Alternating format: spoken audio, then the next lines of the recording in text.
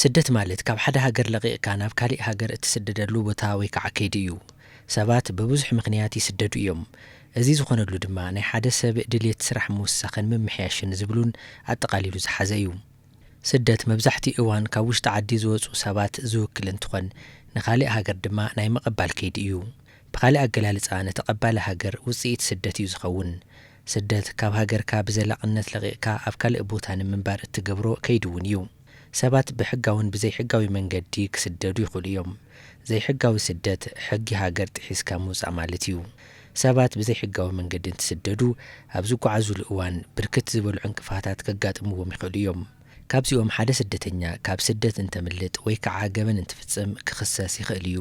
ካልእ ድማ ብዘይሕጋዊ መንገዲ ናብ ካሊእ ሃገር ዝኣተወ ሰብ እንደገና ክምለስ ይኽእል እዩ። ገበነኛ እንተኾይኑ እውን ናብ ማእሰርቲ ከቃላዕ ይኽእል። በዚ ምክንያት ድማ ሃገርና ኢትዮጵያ ብዘይሕጋዊ ፍልሰት ዜጋታት ትስእን እያ።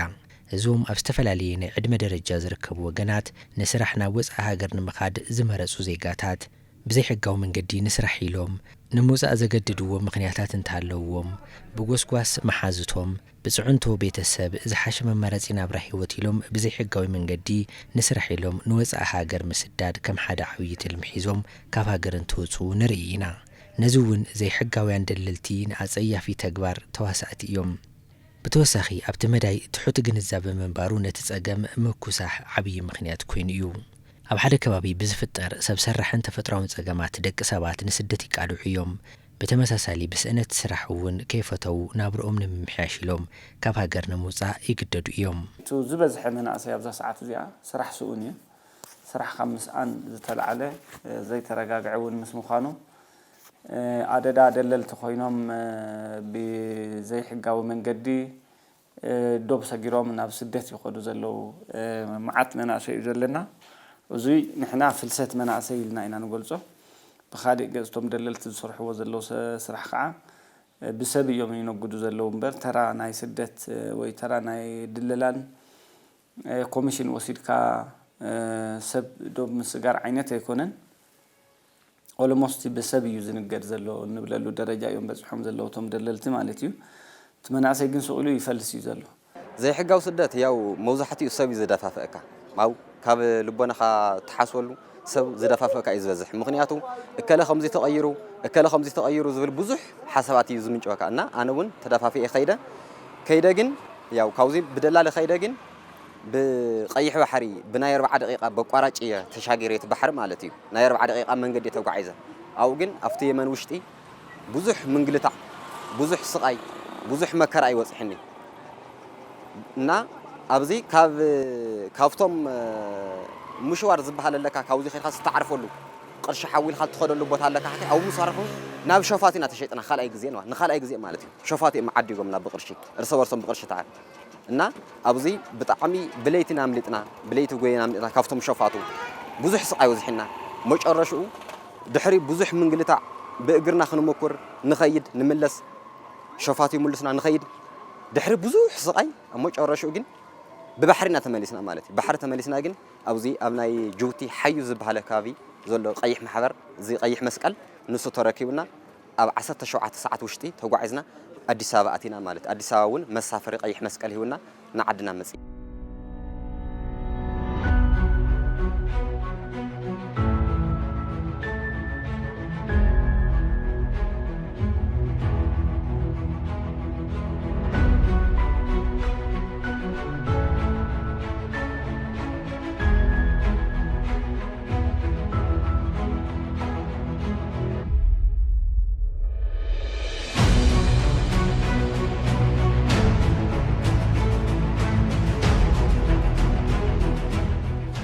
ብዘይሕጋዊ መንገዲ ንዝኸዱ ሰባት ኣብ ዝሓሰብዎ ቦታ ቅድሚ ምብፅሖም ብዙሓት ፈተንቲ ጸገማት የጋጥምዎም እዮም።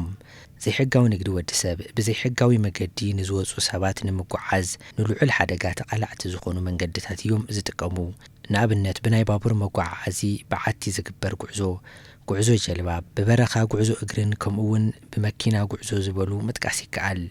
እዞም ኣካላት ዝተጸርሑ ነገራት ተጠቂሞም ድሕነነቶም ዝተሓለወ ከም ዝኾነ ብምምሳልን ኢሉ እውን ዘይመጣጠን ገንዘብ ብምቕባል ዘይሕጋዊ ስራሕቲ ዝውውር ደቂ ሰባት ይውግኑ እዮም። ኣብ ዙርያ እዚ እቶም ተጓዓዝቲ ኣካላት እኹል ሓበሬታ እንድሕር ዘይሓዙ ኣብ ዝሓሰብዎ እንተይበፅሑ ንሞት ንመእሰርቲ ከምኡ እውን ንምጉዳት ኣካል ይሳጥሑ እዮም። ብፍላይ ኣብ ሓደ ሓደ ከባቢታት ሃገርና ስደት ልሙድ እናኾነ ዝመጽእ ዘሎ እዩ። ነዛ ዘይትመልእ ዓለም ኢሎም ካብ ከርፋሕ ናብራ ወፂኦም ህይወቶም ንምዕንጋል ኢሎም መናእሰያት ከም መማለፂ ዝጥቀምሉ መንገዲ ምዃኑ ይግለጽ። ዘይሕጋዊ ስደት ኣብ ከተማና ብፍሉይ ይግለጽ ኣብ ከተማና ማለት እዩ። መብዛሕትኡ ለስደት ልኸድ መንእሰይ ልበዝሕ ስደት ከተሎ ግን ያው ትመንእሰይ ይሓልፈለ እዩ ብማል እዩ ከሎ ሓልፈለ እዩ ክልወጥ እኒአኒ መሓዛይ ካብ ገዛ ላብ ፎቅ ወፂሑ እኒኦ ካብ ፎቅ ላብ መኪና ላብ ካሊእ ላብ ኢንቨስተራት ስለዚ ላብ ሃፍትሙናን ልዕሊ ሃፍትሙናን ዝረክብ ዘሎ ስደት ብምስዳት እዩ ልብል ግንዛቤ ሕዲሩ ስደት ይስደት ኣሎ። ከም ከተማና እውን ዝገልጸና መብዛሕትኡ መንእሰይ ላብ ስዑድ ዓረብ ይስደት ስደት ተሎ ለጋጥሞ ዕንቅፋታት ብዙሕ እዩ ማለት እዩ። ከም ከተማና ሞት ህይወት ይስእንሎ ይሞቱሎ መንገዲ ብጻምእ ብጥሜት ያው ብመእሰርቲ ኣብኡ ኸይዱ እውን ተቐባሊ ለይብሉ ሸርፍ ላተባሃለ ሎማዓንቲ ህንድዚ ስደድ ወላዲ ይሳቐ ሓዊ ይሳቐ ውለሎ ቤተሰብ ይሳቐ እሶይ ይኣኽሎሚ ከም ዘይሕጋዊ ደለልቲ ልበሃሉ እሱ ስለለይኣኽሎም ወስኹ ላተባሃለት መንእሰይ ላተሳቐየ ኣደዳ ሞቲ ኣደዳ ስቃይ ይኾንሎ ማለት እዩ።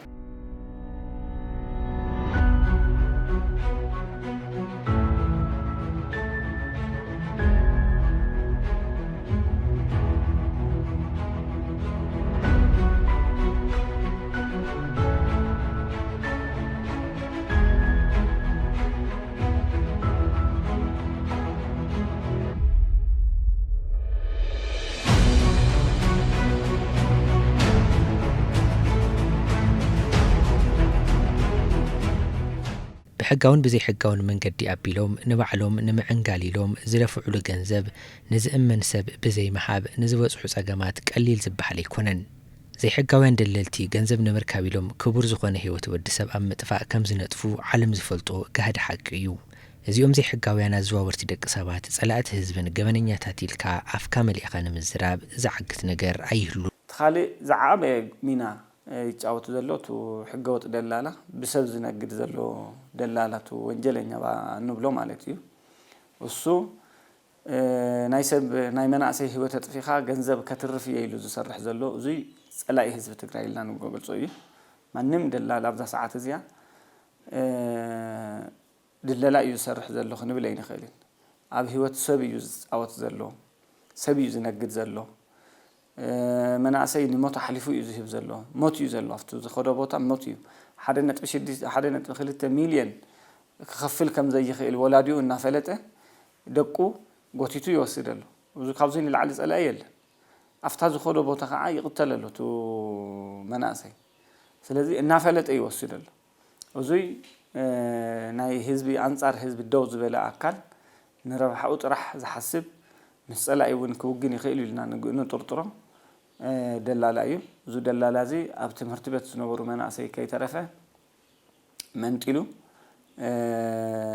ምምንጣል ጥራሕ ኣይኮነን ኣብቲ መንገዲ እውን ዓጊቶሞ ኣሳቂዮሞ እዮም ገንዘብ ይኽፍሉ ዘለዉ ድሓር ከዓ ከም ድሌቶም ጾታዊ መጥቃዕቲ ይፍጽምሉ ከም ድሌቶም እዮም ዝወቕዕዎም ከም ድሌቶም ይኣስርዎም እንተደልዮም ይቐትሉ ኣብ መንገዲ ከይተረፈ ማንም ዝሓቶም ኣካል የለን ማስረጃ እውን ክተምጽአሉ ይትኽእልን ስለዚ እዚ ደላላ እዚ ዝገብሮ ዘሎ ግፍዒ ኣብ ልዕሊ ህዝቢ ትግራይ ቀሊል ኣይኮነን እና ብሰብ ህይወት ዝጫወት ዘሎ ደላላ እዩ ተኻልኣይ ሚና ዝጫወት ዘሎና ስለዚ እንታይ ይኽብል ደሊ እዚኦም ከም ምክንያታትና ንወስዶ ምናልባት ገሊገሊኡ ከዓ ናብ ኣውሮፓ ክኾኑ ክሓስቡ ከለዉ ዝሓሸ ዝተረጋግዐ ሃገር ዝተረጋግዐ ናይ ስራሕ ውሕስና ኣሎ ኢሎም ሰሓባይ ዝኾነ ምክንያታት ኢልና ካብ ንገልጾም እውን ካብቶም ሰሓብቲ ምክንያታት ሓደ ዝሓሸ ዲሞክራሲ ዝሓስብ ምሕደራ ናይ ሰብኣዊ መሰላት ዝኽበረላ ዓዲ ኢሉ ዝሓስብ እውን ኣሎ እዩ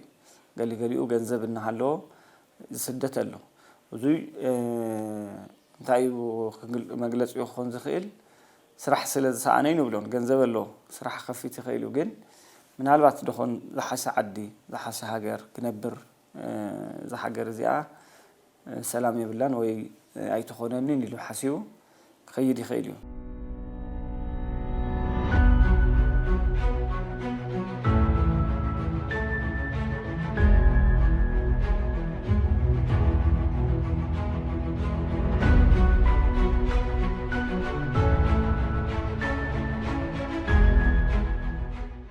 መብዛሕቲና ዘይተዓዘብናዮ ነገር እንተሃለወ ሕልምና ንምዕዋት ኢልና እንመርጾም መንገድታት ውሕዳት እዮም ኢልና ምሕሳብና እዩ ህይወት ብዙሓት መማረፅታት ዘለዋ እያ ሓደ በሪ እንተተዓጽወ ካልእ በሪ ትኸፍት እያ ኣብዚ ሕዚ እዋን ከም ልምዲ ሒዝናዮ ብዙሕ ዋጋ እናኽፈለና ዘሎ ነገር እንተሃለወ ብዘይሕጋዊ መንገዲ ንስራሕ ኢሎም ንወፃኢ ሃገር ዝኸዱ ጉዳይ ኢትዮጵያውያን እዩ ስደተኛታት ዘይሕጋዊ ብዝኾነ መንገዲ እንትስደዱ ብርክት ዝበሉ ዕንቅፋታት ኣብ ዝጓዓዙሉ እዋን ከም ዘጋጠምዎም ይግለጽ ናይ ደላለውን ክትኸይድ ከለኻ ዕድሉ ዘጥዕመሉ እምበር ሸፋት እውን የጋጥመካ እዩ 200,000 300,000 ድዩ 400,000 ከም መጠኑ ከም ዝጠየቑኻ ዝተተሓዝን እዩ ኣጋጣምቲ ዕጫስ ይረኸበንና ኣነ ሸፋት ይረኸቡንን ግን ሸፋት ዝረኽብዎም ማሓዝና ንፈልጥ ኢና ድሕሪ እዚ ሃውና ክብልዎም ከለዉ ሪኻ ካብቲ ቤተሰብ ግዛ ዓውዚ ኣለቅሕኒ ኢልካ ክበካ ዘይኽእለዎ ናይ ህይወት ሕቶ ስለ ዝኾነ ካብቲ ኢሉ ዋላ ዘለዎ ዲ ቤተሰብካ ድዩ መንበሪ ገፁ ድዩ ዋላ ገለ ሸይጡ ዘውፀልካ ኩነታት ኣሎ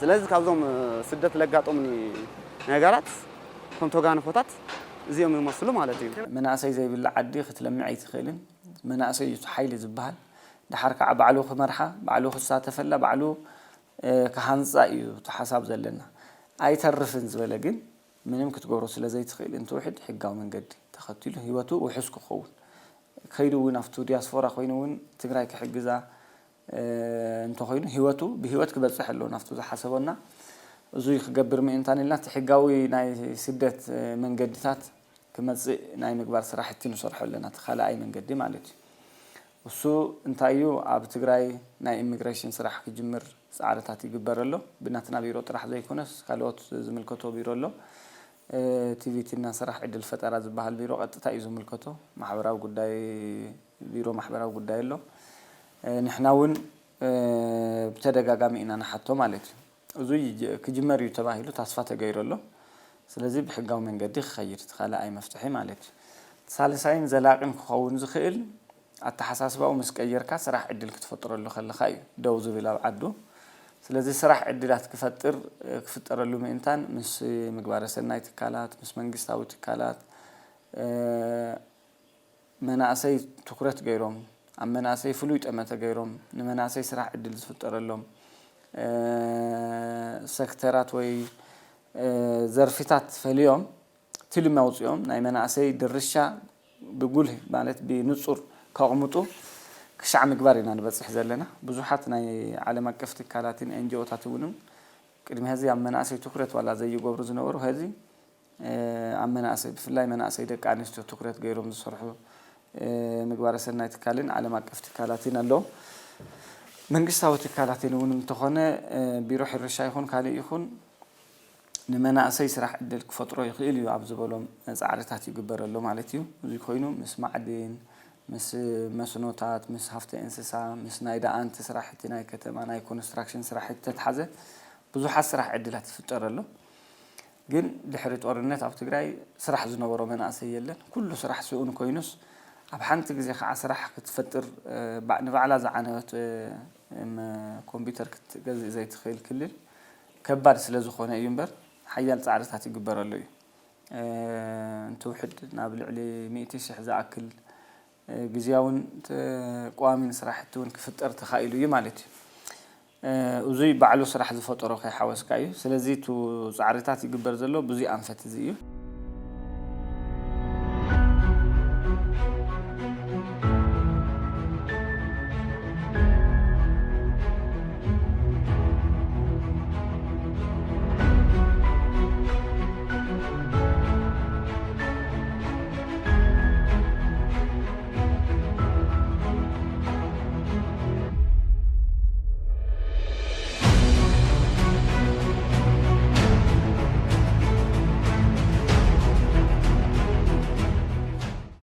ደቂ ሰባት ንኸይስደዱ ኣብ ሓንቲ ሃገር ዘሎ ዝርግሐ ሰናይ መምሕዳር ምዕሩይ ክኸውን ከም ዘለዎ ይዝረብ። ብፍላይ መናእሰይ ብዘይ ኣግባብ ንክስደድ ጠንቂ ዝኾኑ ነገራት ልዕልነት ሕጊ ብዘይ ምዕሳሉ ከም ዝኾነ እውን ከም ሓደ ምክንያት ይቐርብ።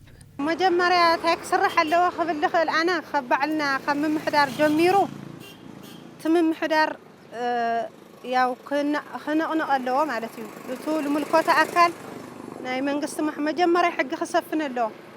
ሕጊ ምስ ተመዓራረየ ግን ቱ ውራ መሬት ዝወርር ኣብ ሕጊ ቁፅፅር ክውዕል ኣለዎ።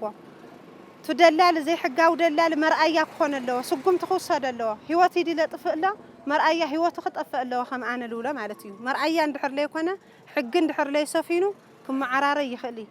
እዚአን ምስ ተገበራ ግን ላፍቱ ሕጋዊ ቱ ዲሞክራሲ ተሰፊኑ ትመንእሰይ ዓዲ ቀሲኑ ክሰርሕ ይኽእል እዩ። ትመንእሰይ ተስፋ ለቁርፀለ ግን በቃ ቱ ለይሕጋዊ ልሰርሕ ለሱ ኢልካ ሸለልትነት እኒኦ መሬት ንሃለለ ብሕጋዊ መንገዲ ኣብ ክንዲ ምሃብ ብዘይ ሕጋዊ መንገዲ ደለልቲ ላብ ለይኮነ ነገር ለይሕጋዊ መጠሻ ዘይሕጋዊ ውራ መሬት ከጋጥም ተሎ ተስፋ ላቆረፀ ኢልከሎ እሞ ያው ካብ ከዚ ክግበር ለለዎ ትመንእሰይ ዓዲ ቀሲኑ ክሰርሕ ተኮይኑ ተነ ለቃሕ ምምችቻው ክህል ኣለዎ። ቦታ ስራሕ ዕድል ፈጠራ ክህል ኣለዎ። ላፍቱ ንቡር ክምለስ ተኮይኑ ትመንእሰይ መርኣያ በቃ ክጅመር ኣለዎ። ኩሉ ነገር ናይ መሬት ምሕደራ ክጅመር ኣለዎ። እቲ መሬት ምሕደራ እንድሕር ተጀሚሩ ትመንእሰይ ብቱ ትካላዊ ኣሰራርሓ ክኸተ ኮይኑ ብመስመር ክኸተ ኮይኑ ያው ትመንእሰይ ቃሲኖ ዓዲ ክቕመጥ ይኽእል እዩ። እንድሕር ሕጊ ለይሰፈነ እንድሕር ፍትሓውነት ለይሰፈነ ኮይኑ ግን ትመንእሰይ ላንፀርፀረ ስለልኸድ ያው ካብ ከዚ ሓደ ኢሉ ትልሙልከተ ኣካል ኣስተምህሮ ክህብ እኒኦ ንሕጊ ኣስተምህሮ ያው ከም መንእሰይ ከም ወረዳና እውን ግንዛበ ብትመንእሰይ ክሕድር እኒኦ ውዳበ ክፍጠር ኣለዎ። ለዚ ካብ ውዳብኡ እንድሕር ዓዱ ለውጡ ረኺቡ ትመንእሰይ ክንቀሳቀሰ ይኽእል እሞ ያው ሕጊ ክስተኻኸለልና ኣለዎ እየለ። ካሊእ መናእሰይ ካብቲ ስደት ዝተረፈ እውን ስራሕ ሲኢኑ መውዓሊ ምሳኣነ ናብ መዐወኒ ፃት ናብ ኣልኮል ናብ ቁማር ዘድሃበሉ ኩነታት ኣሎ። እዙይ ዘይሩ ናበይ ዝኸይድ ዘሎ ናብቲ ጎንፂ ምብርኻት ዝርፍያ ምብርኻት ናብ ካሊእ ነገራት የዘንብል። ስለዚ እቲ መናእሰይ ኣፍታ መጀመርያ ናብ ዝጠቐስክዎ ኣፍቱ ትክክለኛ ልምዓት ጎደና ኣትዮም ዘለዉ ውሑዳት መናእሰይ ኣሰር ተኸቲሉ ናብኡ ክምለስ ኩላህና ክንረባረብ ኣለና ኢለ ዝሓስቦ እሱ እዩ። እቶም ውሑዳት ዋላ እኳ እንተኾኑ ሓዲስ ኣተሓሳስባ ሒዞም ይከኣሉ ኢሎም ኣትዮም ዘለዉ መናእሰያት ኣሰር እዚ ተመክሮ እዚ ኩሉ ወሲዱ ወለዲ እውን እንተኾነ ደቆም ናፍቱ ስራሕ ዕድል ባዕሎም ብናይ ባዕሎም ፃዕሪ ዓርሶም ዝኽእለሉ ኩነታት ክፈጥሩ ምእንታን ከበራታትዑ ኣለዎም እምበር ናብ ስደት እውን ከበራታትዑ የብሎም ዘብለና እሱ እዩ።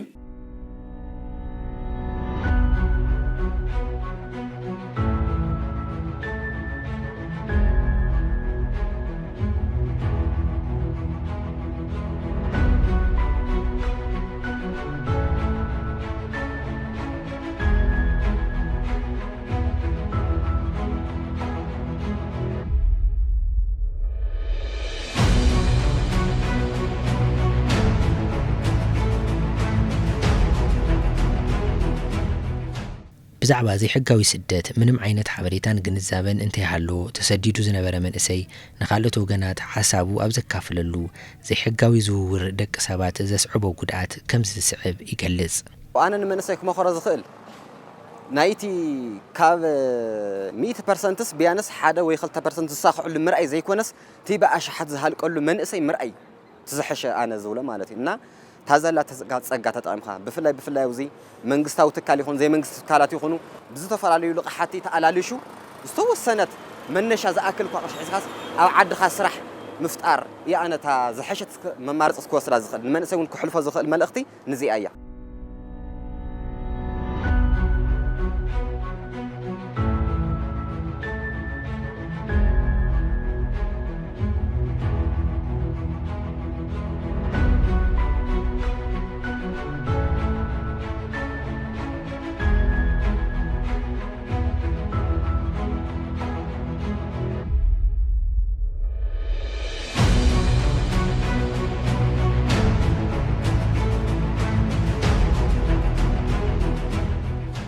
ንምልዕዓል ዘይሕጋዊ ስደት ወለዲ ዓብዪ ተጽዕኖ ከም ዝፈጥሩ እውን ይግለጽ።